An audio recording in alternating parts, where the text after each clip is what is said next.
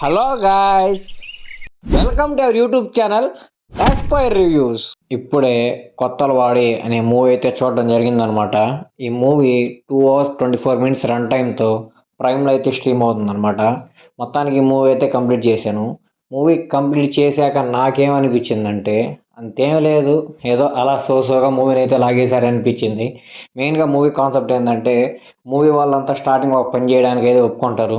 లాస్ట్లో ఆ పని చేయడం వాళ్ళు తప్పని తెలుసుకున్నాక వాళ్ళు ఎలా మారడం వల్ల వాళ్ళు ఎలాంటి కాన్సిక్వెన్సెస్ ఫేస్ చేయాల్సి వచ్చింది, వాళ్ళు తప్పు చేసే ప్రాసెస్లో ఏ తప్పులు చేశారు, ఇదంతా మీకు మూవీలో అయితే చూపిస్తారనమాట. మూవీలో పాజిటివ్ విషయం ఏమన్నా చెప్పుకోవాలంటే అది హీరో ఒక్కడే. హీరో యాక్టింగ్ చాలా బాగుంది అండ్ హీరో డైలాగ్ డెలివరీ చాలా బాగుంది. డైలాగ్ డెలివరీ అంటే ఇంకా తెలుగులో డబ్ చేసిన వాళ్ళు బాగా చెప్పారు, నాకు అర్థమైంది. సో ఇంకా అతను కరెక్ట్గా ఎక్స్ప్రెషన్స్ చేయడం అంతా నాకు ఎందుకో కొంచెం మంచిగా అనిపించింది.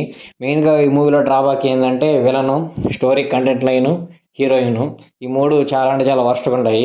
ఏదైనా కన్నడ మూవీస్లో స్టోరీ లైన్ని వర్స్ట్గా ఉన్నా సరే హీరోయిన్ అన్న మంచిగా ఉంటుంది, కానీ ఈ మూవీలో హీరోయిన్ కూడా అంత మంచిగా అయితే ఏం లేదు. మెయిన్గా ఇందులో విలన్కి అయితే అంత గొప్ప హైలైట్స్ అయితే ఏమీ లేదనమాట. ఏదైనా ఒక ఫిలిం, కమర్షియల్ ఫిలిం మెయిన్గా హిట్ అవ్వాలంటే అందులో విలన్ అయితే బాగా లేపాలి, కానీ విలన్కి ఇందులో అంత గొప్ప రోల్ అయితే ఏమీ లేదు. జస్ట్ ఊరికే నామకే వాస్తవం ఒక విలన్ ఉండాలన్నట్టు పెట్టినట్టుంది.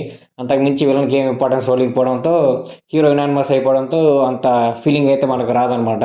సో అంత గొప్పగా ఏముండదు, అయినా పర్లేదు, మూవీ ఒకసారి అయితే చూడొచ్చు. అంత గొప్ప కూడా ఏం కాదు. కాబట్టి ఎవరైనా ఇంట్రెస్ట్ ఉన్న వాళ్ళు, చూడాలనుకున్న వాళ్ళు మాత్రం ఖచ్చితంగా మూవీని అయితే చూడండి. ప్రైమ్లో అయితే స్ట్రీమ్ అవుతుంది.